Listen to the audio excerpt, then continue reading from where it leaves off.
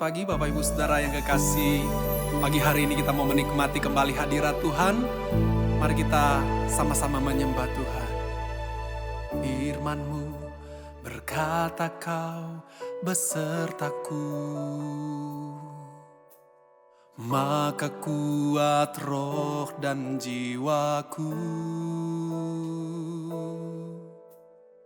Tangan-Mu Tuhan selalu ku nantikan, di setiap langkahku percaya, dengan sayap-Mu ku akan terbang tinggi di tengah badai hidup. Ku tak menyerah, Kau kekuatan dan perlindungan bagiku, pertolonganku di tempat maha tinggi. Ku mengangkat tanganku, aku berserah, Kau ku nantikan, Kau yang ku sembah, Yesusku, Rajaku.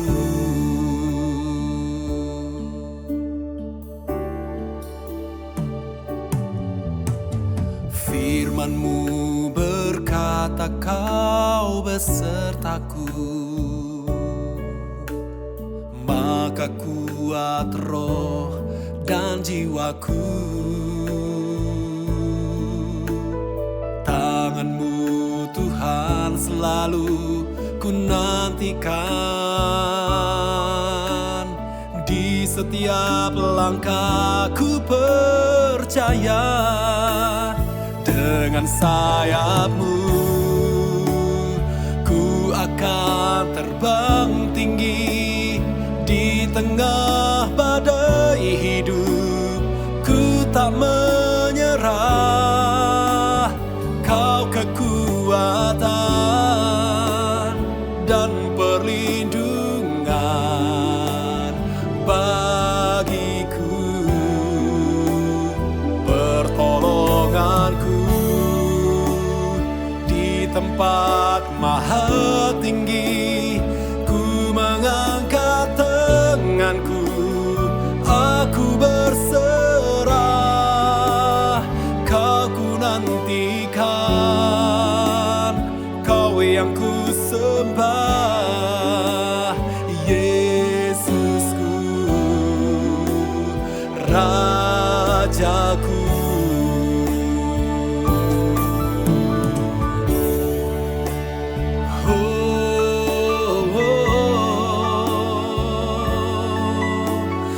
Hanya Kau Tuhan yang kami nantikan,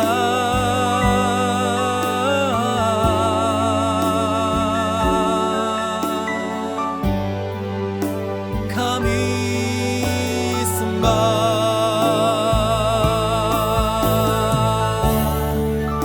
Kami percaya pertolongan kami hanya datang dari-Mu Tuhan. Engkau kekuatan kami, karena Engkau adalah Tuhan kami. Terima kasih Tuhan. Oh Yesus,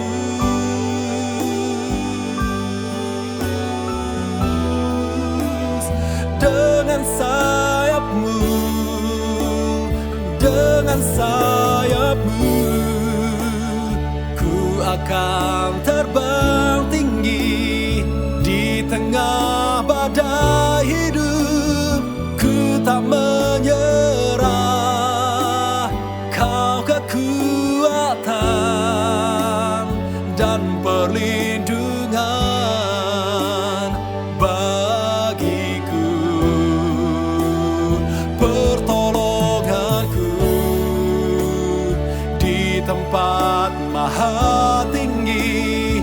Ku mengangkat tanganku, aku berserah,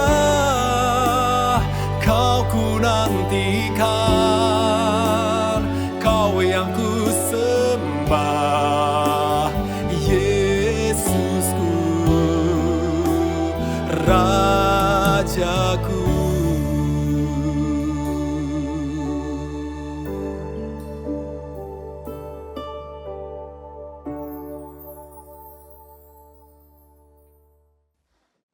Selamat pagi Bapak Ibu Saudara, seluruh sidang Jemaat Saint Altar. Senang sekali pada pagi hari ini kita bisa kembali bersama-sama mendengarkan dan merenungkan firman Tuhan.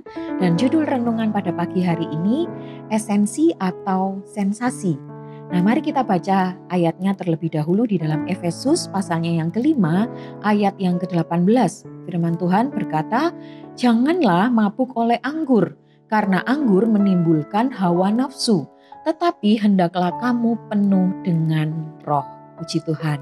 Bapak Ibu Saudara, hari-hari ini kita masih ada di dalam rangkaian 10 hari doa untuk menanti janji Tuhan, yaitu kehadiran pribadi Roh Kudus untuk membaptis dan memenuhi kehidupan kita. Yesus setelah menyelesaikan karya penebusan harus kembali ke sorga supaya Roh Kudus itu turun dan menyertai kita, memberikan kuasa di dalam kehidupan kita, orang-orang yang sudah diselamatkan.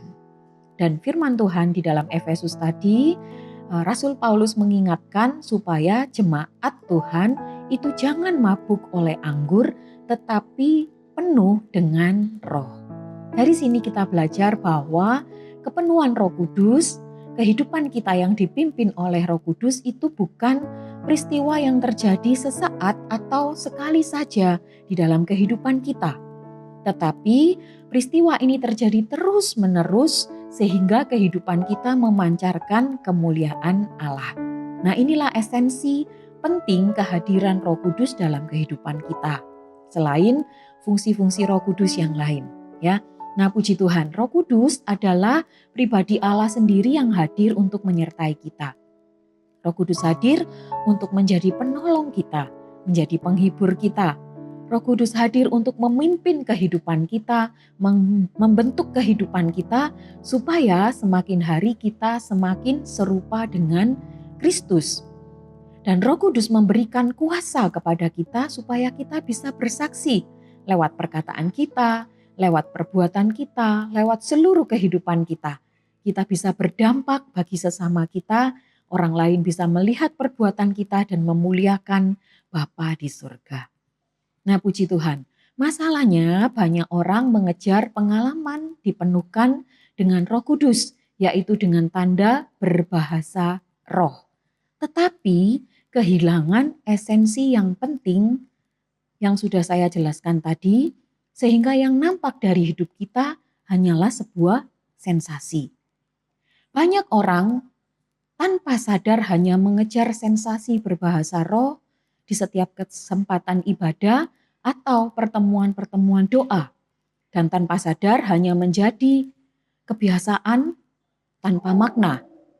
Kita terpancing untuk terlihat rohani, bahkan lebih parah, kita berbahasa roh untuk mendapat pengakuan dari orang lain. Di dalam 1 Korintus pasal yang ke-14, Paulus menulis bahwa lebih baik kita berbahasa roh dalam jam-jam doa kita pribadi.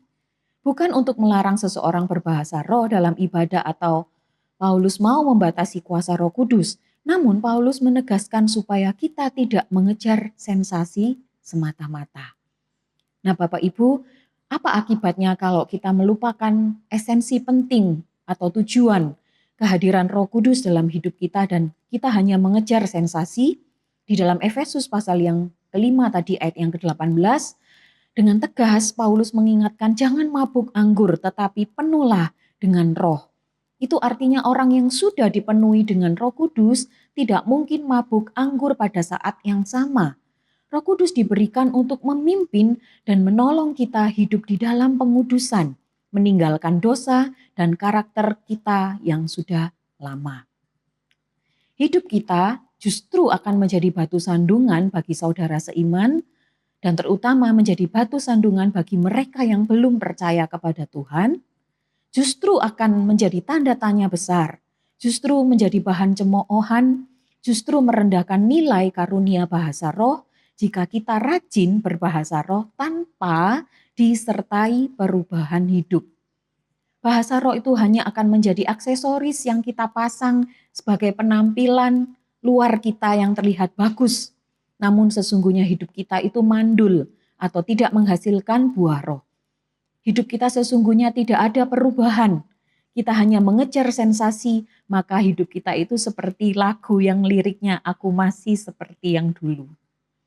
Nah, Bapak Ibu Saudara yang dikasihi Tuhan, mungkin firman Tuhan pagi hari ini terdengar menegur kita begitu keras, tetapi kita mau belajar bahwa Roh Kudus diberikan bukan supaya kita terlihat hebat ataupun terlihat lebih rohani dari yang lain. Roh Kudus diberikan untuk memimpin dan mengubah hidup kita semakin hari semakin serupa Kristus. Nah, ada pertanyaan yang bisa kita renungkan. Ada beberapa pertanyaan. Yang pertama, apakah kita terbiasa berbahasa roh, namun kita tidak bertumbuh dewasa di dalam karakter kita? Apakah kita terbiasa berbahasa roh, namun kita tidak bertumbuh, ya, sehingga kita ini tidak menghasilkan buah roh yang memberkati dan berdampak bagi sesama? Pertanyaan berikutnya, apakah kita terlalu yakin Roh Kudus itu ada? Roh Kudus itu menyertai, Roh Kudus itu menolong, Roh Kudus itu menghibur. Tetapi sesungguhnya kita tidak memberi ruang untuk Roh Kudus memimpin kita. Apa tandanya kita tidak mengizinkan Roh Kudus memimpin kita? Tandanya adalah masih ada area dalam kehidupan kita di mana yang menjadi penguasanya adalah diri kita sendiri. Kita tidak mau Roh Kudus menguasai, kita tidak mau Roh Kudus ikut campur di dalamnya. Dan pertanyaan berikutnya, bagaimana dengan jam-jam persekutuan pribadi kita dengan Tuhan? Apakah kita nampak memiliki hubungan yang intim dengan Tuhan ketika kita berbahasa roh dalam ibadah dan jam-jam doa? Tetapi saya takut banyak orang yang terlihat rohani, bahkan saya sendiri mungkin ya. Namun sebenarnya hubungan pribadi dengan Tuhan sudah kering atau mati.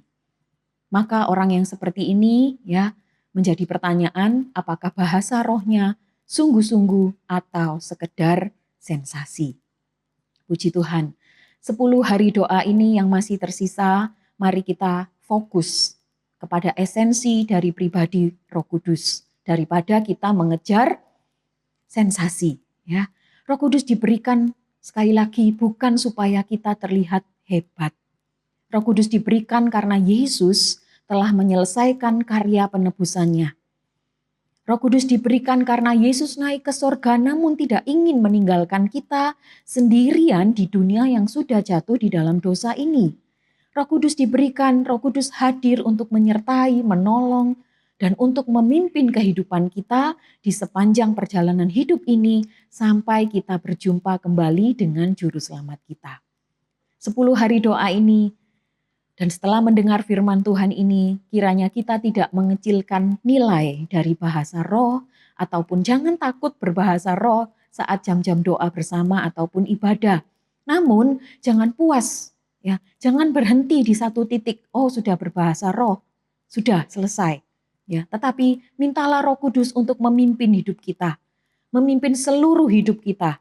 Berikan ruang yang lebih besar untuk Roh Kudus berkarya di dalam kehidupan kita.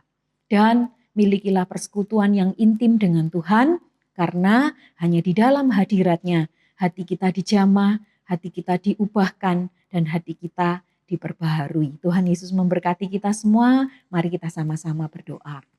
Tuhan Yesus, terima kasih buat berkat firman Tuhan yang kami dengarkan pada pagi hari ini. Sekali lagi kami mengucap syukur Tuhan untuk apa yang sudah Engkau kerjakan dalam kehidupan kami. Engkau yang sudah naik ke sorga, Engkau memberikan kepada kami Roh Kudus. Engkau tidak pernah meninggalkan kami sendiri karena ada pribadi Roh Kudus yang selalu menyertai dan menopang kami. Terima kasih Tuhan, ampuni kami kalau mungkin selama ini kami tidak sadar, kami hanya mengejar sensasi supaya kami terlihat rohani di depan banyak orang. Tetapi kami melupakan esensi penting, tujuan kehadiran Roh Kudus dalam kehidupan kami. Ampuni kami dan terima kasih karena firman-Mu sudah mengingatkan kami bahwa sesungguhnya kehidupan kami yang dipimpin oleh Roh Kudus itu harus menghasilkan buah. Hidup kami harus berdampak supaya kami dapat memuliakan nama Tuhan sepanjang hidup kami. Terima kasih Tuhan, ampuni kami dalam segala keterbatasan kami, namun kami bersyukur ada Roh Kudus yang akan menolong dan menopang kami untuk kami melakukan firman-Mu. pimpin seluruh sidang jemaat-Mu sepanjang hari ini Tuhan. Kami mau berjalan bersama-sama dengan Engkau. Terima kasih, kami sudah berdoa dan mengucap syukur. Terima firman Tuhan ini di dalam nama Tuhan Yesus Kristus. Haleluya. Amin.